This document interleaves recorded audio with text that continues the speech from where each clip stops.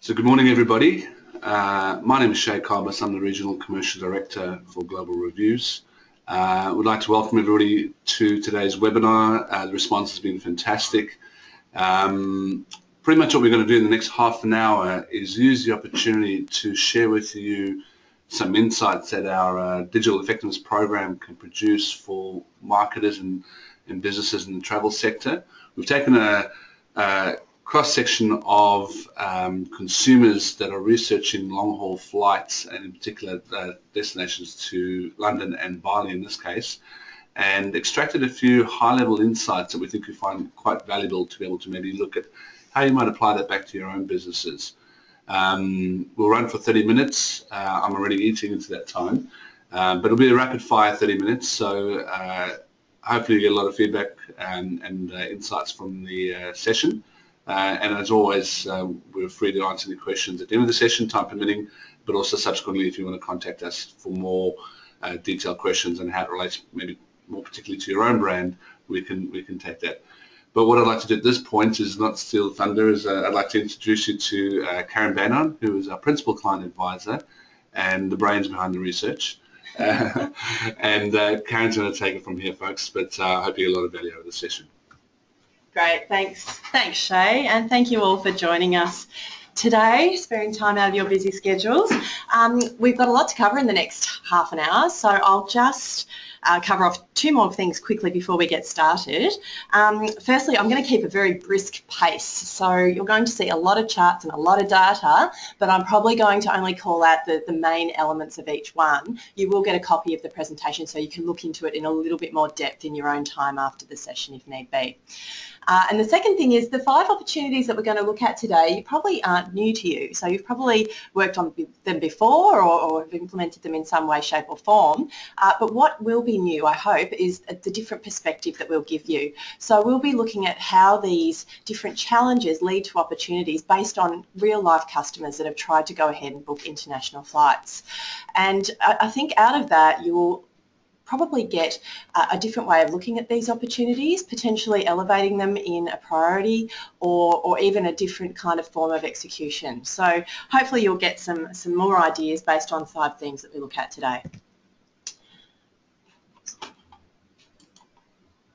So if we just move on. So today we're looking at the travel industry, international flight bookings and 5 opportunities to win more customers online. The agenda will briefly touch on who Global Reviews is for those that aren't familiar with us. We'll also look at the research methodology, and then we'll look at some industry results, insights and opportunities and questions. So Global Reviews is a digital analytics and competitor intelligence provider. We operate across the Australian, New Zealand, UK, Ireland and European markets. So we're able to give you that broad perspective, not just in your local market, but look at best practice from around the world. We were founded in 2000, which gives us a great historical view of customer experience, and we're seeing a lot of trends that I'll touch on a few today actually. And then some of the companies that we work on below there, you see from not just travel industry, but also in the banking, telco, utilities, etc. So again, the benefit of that is that we're not just limited to focusing on best practice and customer experience in your industry, we can also broadly look across other industries and grab ideas from there as well. So now let's have a look at what we actually do. We focus on driving insights for growth. We do this using competitor customer experience research methods, and I'll talk about those shortly. But what they actually give you is they provide you insights for growth that you don't normally see. We focus on measurement and benchmarking as well as ongoing optimization of the digital customer experience. So rather than just, general scores or kind of superfluous reports, we actually break it down into measurable benchmarks so we can see how you're performing versus your competitors. The result that we want to achieve from this for you is a higher conversion of prospects to consideration and purchase. So what we aim to help you understand is who's winning customers in the market for your product service, but more importantly, why. So we really break down customer feedback and behavioural analytics to really understand the why and to help you work on strategies to really mitigate that. We also look at how easy it is to buy from you and also, again, your competitors. And lastly, we look at actions you should take to drive sustainable improvement. So we don't just present the data. A large part of what we do with our clients is actually break it down and put together a list of prioritised recommendations that you should work on to drive sustainable improvements over time. And then because we're using measurement and benchmarking, you can then measure and benchmark after those improvements implemented to see how you've tracked. So that's kind of us in a nutshell. Now let's have a look at our research methodology. So we take a journey-based approach to measuring the customer experience, and we do this broken into 4 main phases. We've got discover, consider, act and relate. Now for today's session we're just going to focus on those first 2 phases, the discover and the consider. So I'll focus on those a little bit more. For the discover, we're wanting to know if a person wakes up one day and decides they want to book a flight, international flight, we want to know how they go about discovering your brand. How do they find you? Do they use search engines? Do they use other methods? How strong is the attraction that you give them right from that get-go to win them across to your brand? And then once you've won them across, they move into the consider phase. So this is when they land on your website and they're actually starting to consider what you have to offer. And at this stage, we're looking at how well you engage customers and help them match a product or service to their needs. So in this case, how well can they find a flight that suits them from you? And also importantly, in both of those 2 phases, we're looking at your competitors as well. So not just your performance, but how your competitors do. And by breaking it down, we can then begin to compare how the real life performance is and experience for your customers as they look in multiple websites. Now we've got 2 different products that we use to gain this research. We've got the digital marketing effectiveness and the digital sales effectiveness. Now because that's quite a mouthful, we're calling it the DME and the DSE from this point on forward. But basically the DME is all about the discovery early phase and a little bit of consider, and the digital sales is about the consider phase. So we're going to look at outcomes from both of those different research methods today. So just quickly, I want to talk about what the inputs are to these different research products, the DSE in the middle and DME at the top there. So we've got 4 different elements. We've got customer behaviour, and what we do in this phase is different for each of the products. For the DME, we do what's called an open task, and what we do at this stage is we say to our customers, just go and find flights to suit your needs to a specific destination, and in this case we're looking at London and Bali, and then we set them off on a blank screen and we don't tell them anywhere to go, we just watch what they do naturally. We recruit 200 users for that, by the way. Now for the DSE, for customer behaviour, it's a little bit of a different approach. It's what we call a closed task approach, and for this we recruit around 20 to 50 users for each of the competitor brands we select, and then we send them directly to those brands. And the reason we do that is by giving them the same tasks on different websites, we're able to really effectively compare the actual experience and the behaviour that customers have. So we also capture customer attitude, and we do this for both DME and DSE, and in both cases we do this both pre-task, so we can understand their mindset. For the discovery phase, we want to know, for the DME, we want to know what preferences they have in mind. For the DSE, for the sales, we want to know what they expect of the experience on your website. So once we've captured that pre-task attitude, as well as other things as well, like how they plan to research, what channel they research, all those types of things, we then send them off to do the behavioural task, and then we bring them back and we ask more attitudinal questions at this point. And it's really designed to map about how well we met their expectation, as well as what they thought of the experience from a satisfaction point of view, amongst other measures. Next up we have a customer audit. Now this feeds into the sales effectiveness, the DSE, and essentially we're putting pieces of the website up in front of customers and asking them to review what they expect from it. Does it look like it'll serve their needs? Those types of things. So it might be, I don't know, a flight results page or a comparison page, that type of thing. And lastly, we have a best practice audit, and for this is a list of around 500 or so criteria items broken down into different categories, and they're basically outlining what we think you need to have, global reviews, what global reviews think you need to have to offer a good customer experience. And we've built this up over the period of time we've been in research, so around the 15 years there, and it's also fed off all of our research that we've been doing on customer experience throughout that time. So look, that's kind of our methodology in a nutshell. There's a lot more we can cover off around the details. If you've got any questions, definitely let us know. But I don't want to turn this into a methodology session, so I'm going to move on and start looking at some of the overall results and then move into the insights. So the overall performance for international flight bookings, what we've done for this is we've combined the DME final preference, and just to give you a snapshot as to where that fits. For the DME, we ask customers at the end of the task who is their final preferred brand at this point in time, and then they choose a particular brand. So we've done that for London and for Bali. London is in the red colour and Bali is in the green.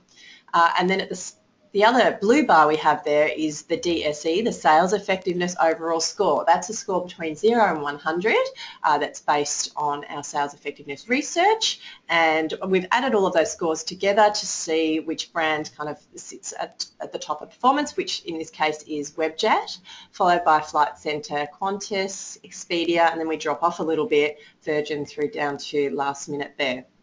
So that kind of gives you an idea of kind of where brands sit. It's always difficult when you look at this really high level to understand kind of why. And so what I'm going to do is just spend a little bit of time breaking down different elements of the performance so you can see what contributes to these scores. The interesting thing is, even though potentially, say, Webjet is at the top of the table, there's still areas that can be improved, likewise for Flight Centre, etc. It's just about delving into the layers and seeing where those areas are. So let's move on from here. Before we go into the insights, actually, something that's really kind of useful, I think, from our DME research is the fact that we track this over time, and you know, it's quite a seasonal market, the international flight bookings. So I just wanted to show you this snapshot of how we can see performance. Again, this is the final preference for DME, so which brand would you choose at this particular point in time? And what we've done is we've looked at performance from October last year through to April 15, and I'll just call out a couple of interesting things. So we can see that Webjet have recorded a significant spike in the December-January period, and I guess it appears to be seemingly at the expense of Flight Centre and Qantas. If you look at the next two brands across here, you can see for that same period they've kind of recorded lower final preferences. After peaking in November, Flight Centre final preferences have shown a notable decrease.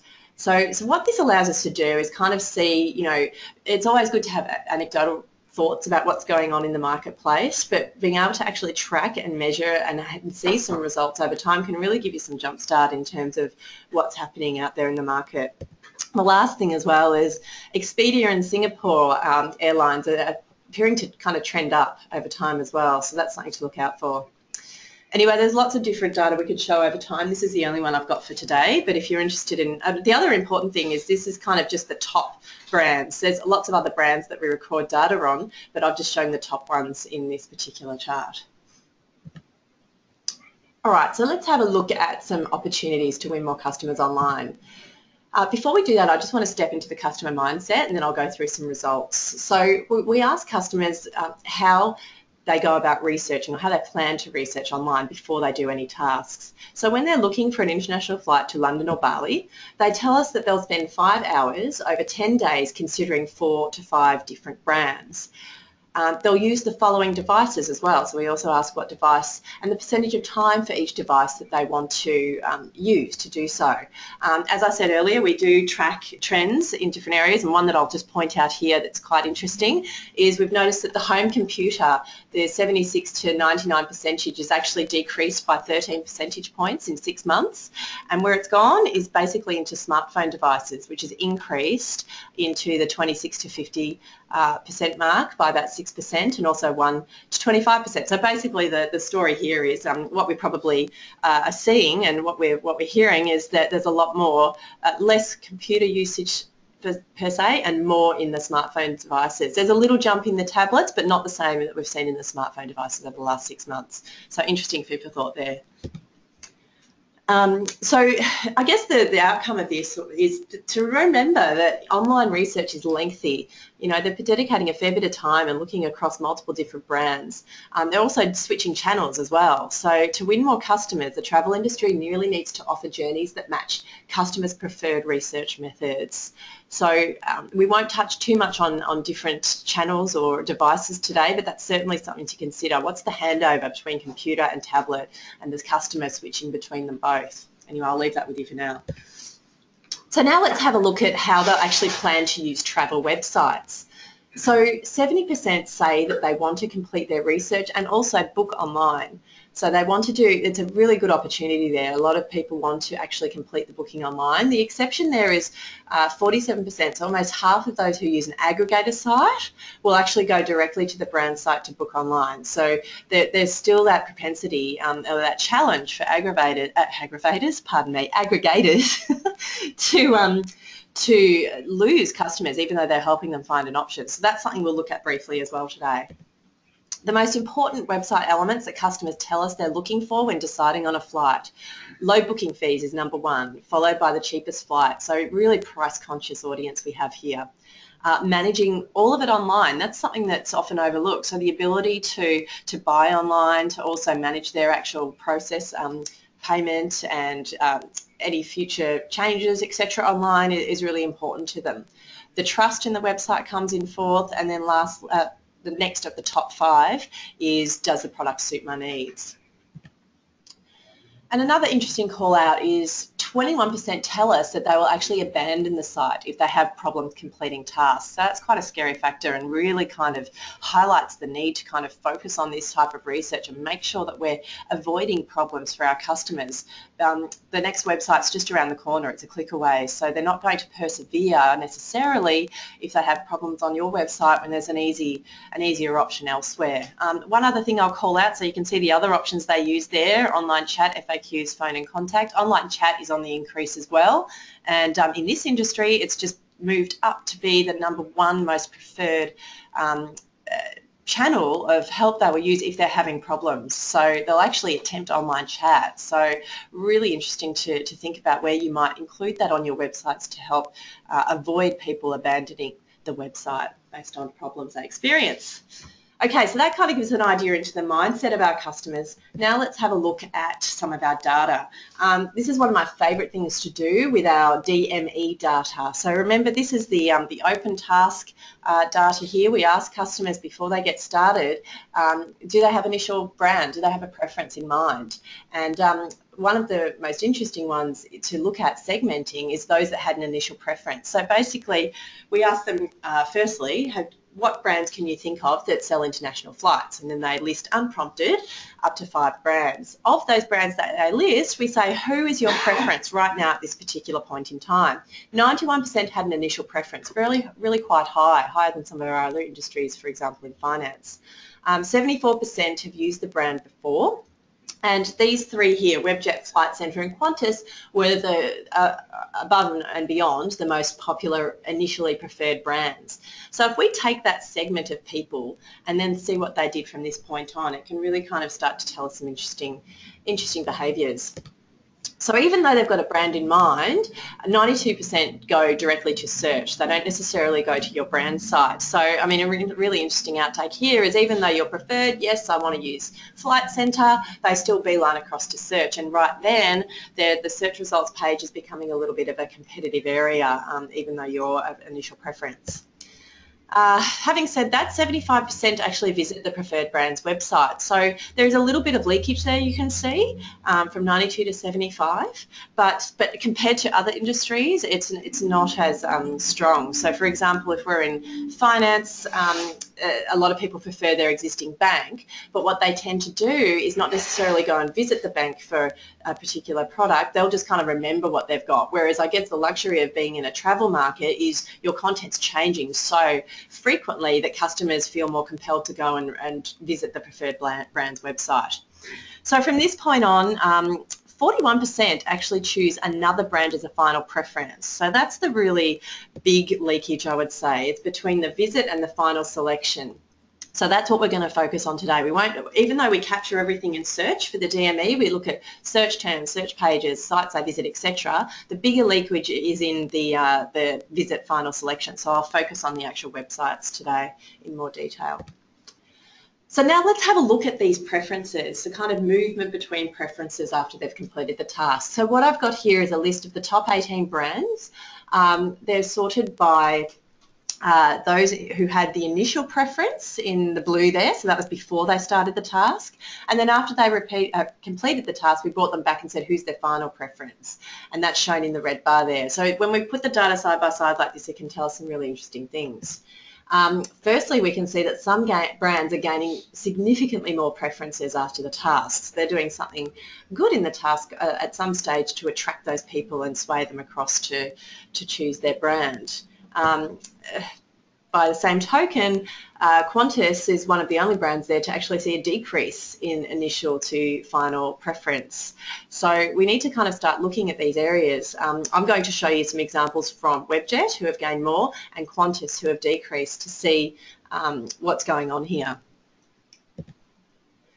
So the other way we can slice this data is by looking at who, in this case Webjet, are taking customers from.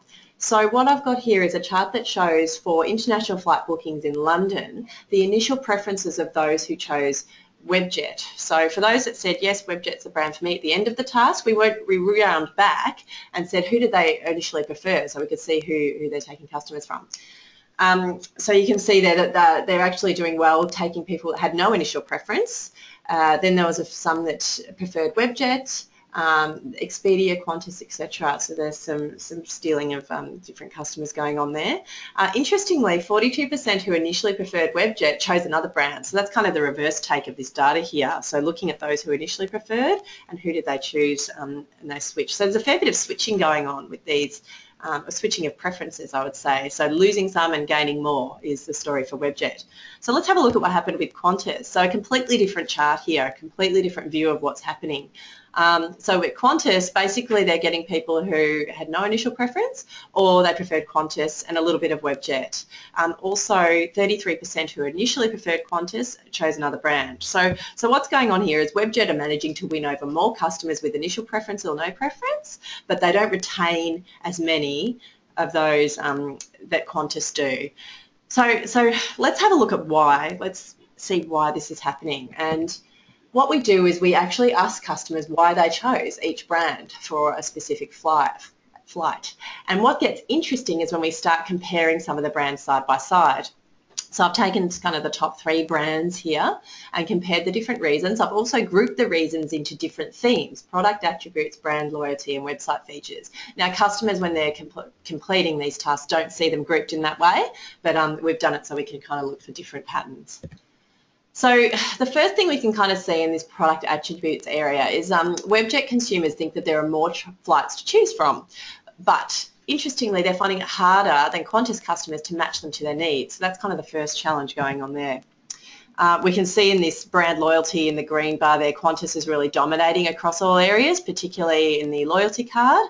So we need to think about what we can do to kind of mitigate that. Or if we're Qantas or have a loyalty card, what can we do to really highlight that?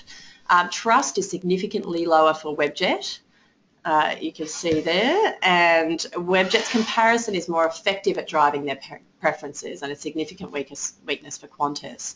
So that's kind of giving us a flavour for why people are choosing each brand. Now what I want to do is actually overlay that onto the websites themselves and start to really dissect how that looks in terms of an interface.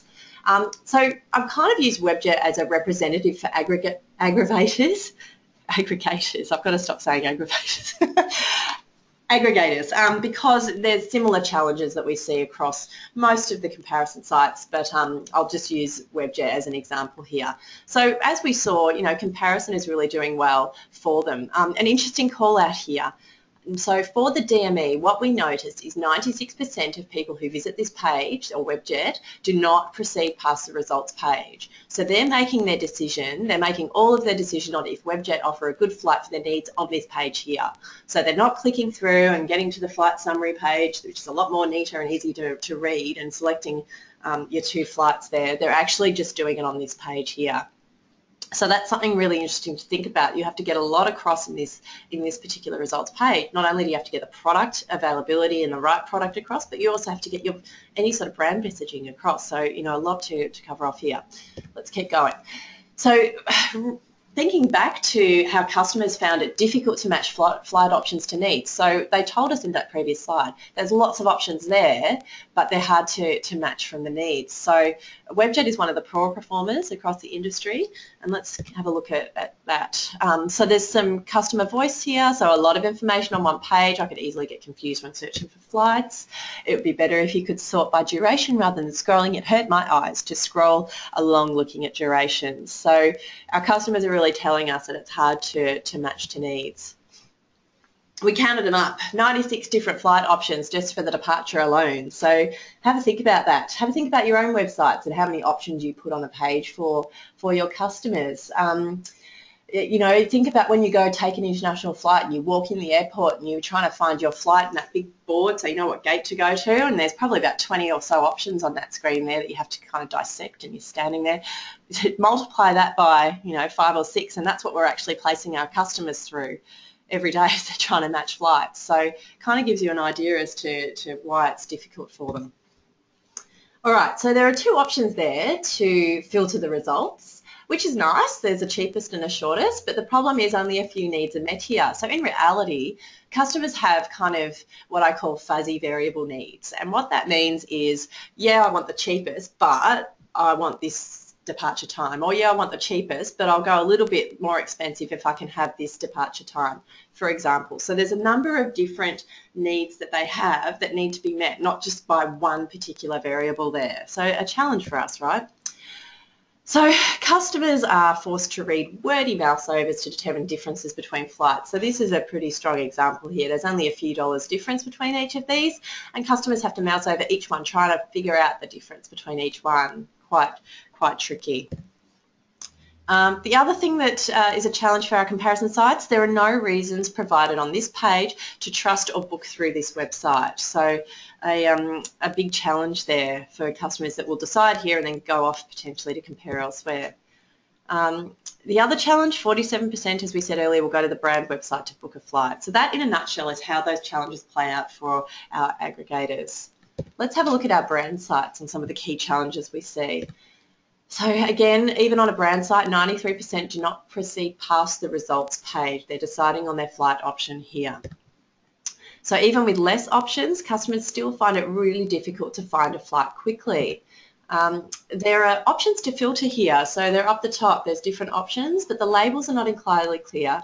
And it also defaults to direct, which may not give the most competitive results by price. And what happens is there's such a long scrolling page that as customers scroll down, these filters are out of view, and all of a sudden customers don't know what the order is. So they're having to isolate and look at every single line item because they don't understand how to potentially sort it. So some customer voice around this website is good, but flights are generally more expensive. So I would go for a cheaper option. I would compare airlines for the lowest prices and other options. So this really speaks to what we saw on that slide of reasons why customers choose Qantas and how comparison was really poor. So there's no way to compare the flight with other providers. So other than to leave and go to another website. So a whole bunch of challenges here.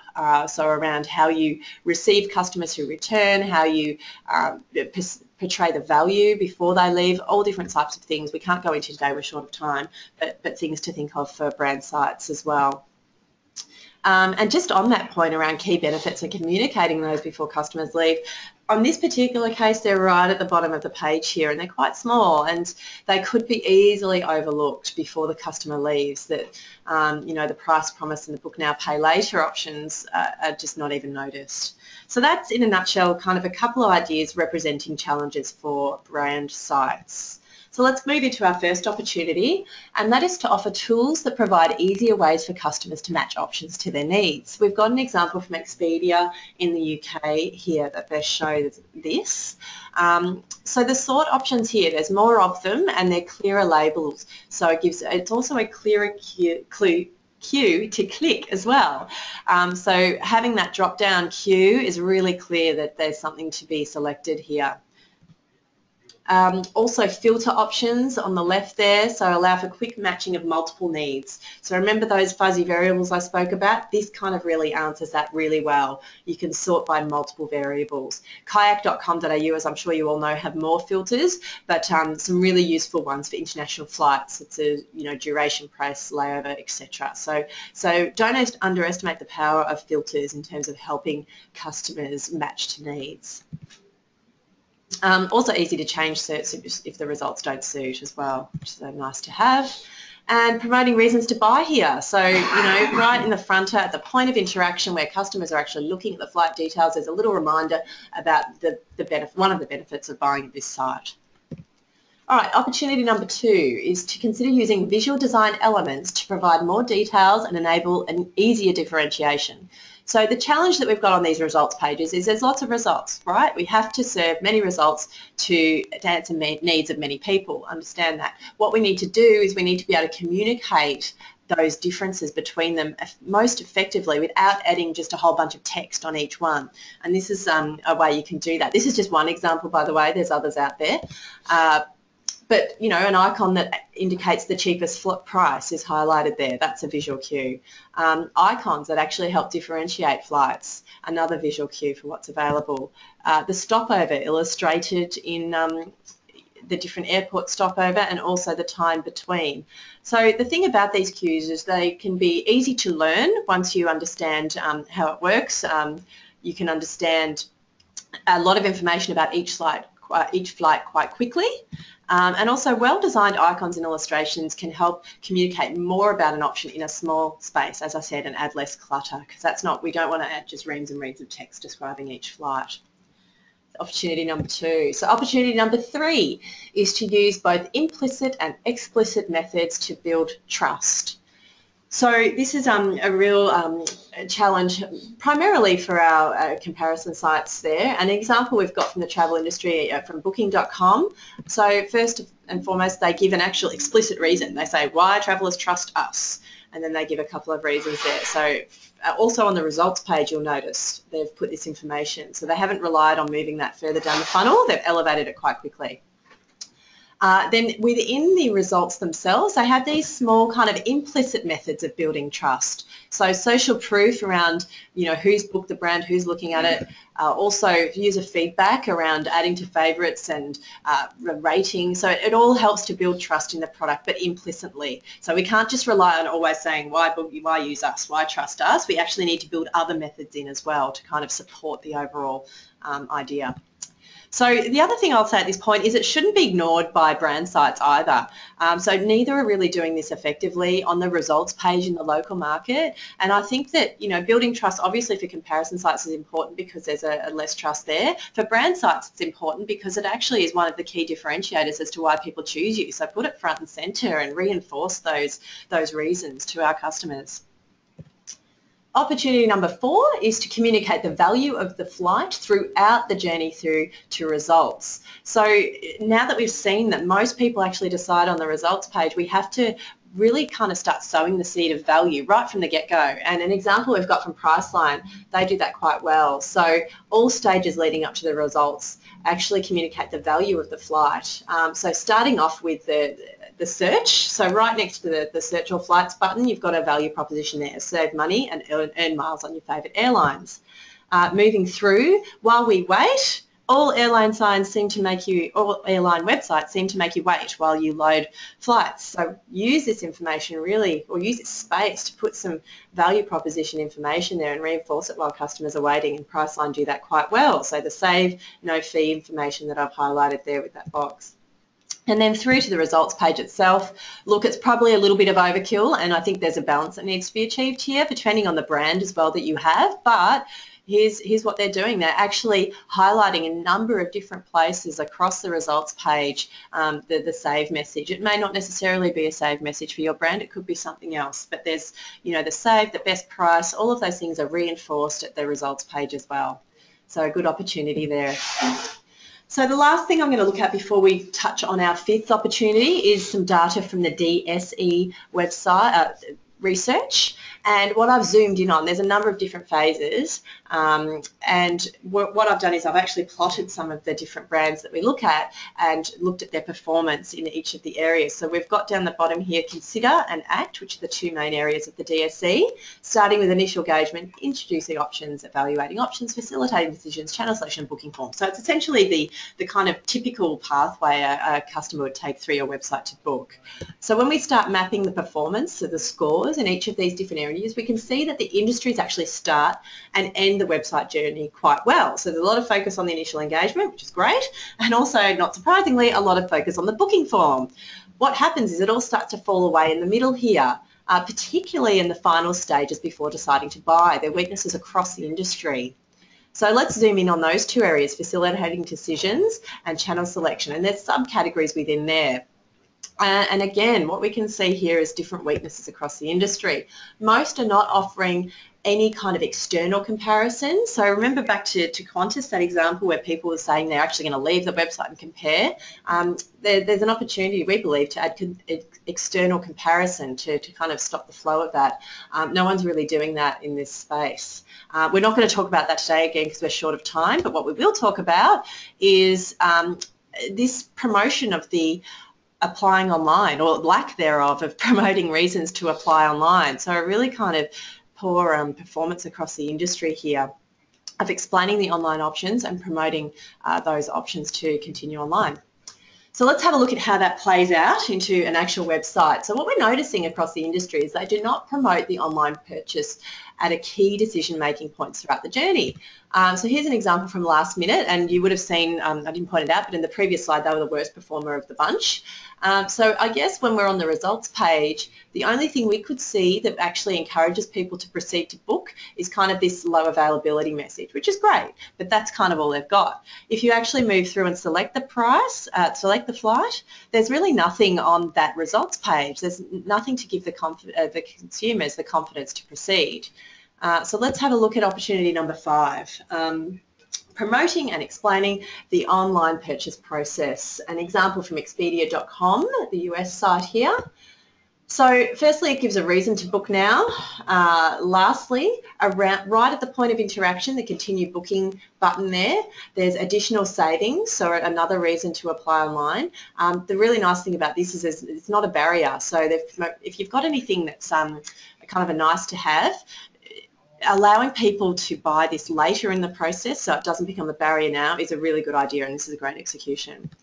Lastly, they also ease buying concerns at the point of interaction. So yeah, you can cancel within 24 hours of booking. So it kind of eases that concern there of making a mistake. Across to booking.com. So on the results page, they start to say how easy the process is or how quick the process is before you get started. So it only takes 2 minutes, a time reason to proceed. And then on the actual product page itself, security. So no one in the industry really mentions security or privacy, which is so important. There is still a perception out there. We've got data we've looked at where people still believe that or have some concerns about security and privacy of their financial information. So it's really important that we don't overlook this. And also just some general kind of reasons to apply. Again, at that point of interaction on the results, on the details page here, different reasons to actually book with booking.com online. So that's all I had. Sorry, I've gone a little bit over time. Let's just summarise the opportunities we've looked at today. So number 1 is to offer tools that provide easier ways for customers to match options to the needs, so those filters and sort options that we looked at. To use visual design elements to provide more details and enable easier differentiation, so icons, illustrations, etc. Using both implicit and explicit methods to build trust. Communicating the value of the flight throughout the journey to results, right from the search to the results page. And lastly, we looked at promoting and explaining the online purchase process to encourage more online sales. All right, there's always lots more we could have looked at, but well out of time. So look, I'm just going to quickly talk about what you saw today versus being one of our subscribing clients. So today was just a really high level, general kind of industry overview. When we work with our clients, we look at their specific needs, development pipelines, etc., to give really tailored analysis at a micro level and really specific tactical, tangible ways that you can improve or feed into those different activities. I won't read all of this out, but there's different activation workshops we can do. There's also additional advisory hours for deeper research, and there's different stages that you can get into the program for DME and DSE for Q2 and Q4. So, look, that's all I had. I might hand back to Shay to close off. Thank you very much. I'm sorry we've gone a little bit over. I hope you found that valuable. And like I said, if there's any questions, you can feel free to get in touch. Over to you, Shay. Okay. I don't have much more to say, folks. There will be a communication going out with a copy of this deck, and provided the recording all worked successfully, we'll follow that up as well. If you've got any questions, you want to know more how this program can apply to your own business, please reach out. Happy to have a chat and explore how we can help you drive more sales through your digital channel. On that note, we'll sign off and hope everyone has a pleasant day and rest of the week. All the best.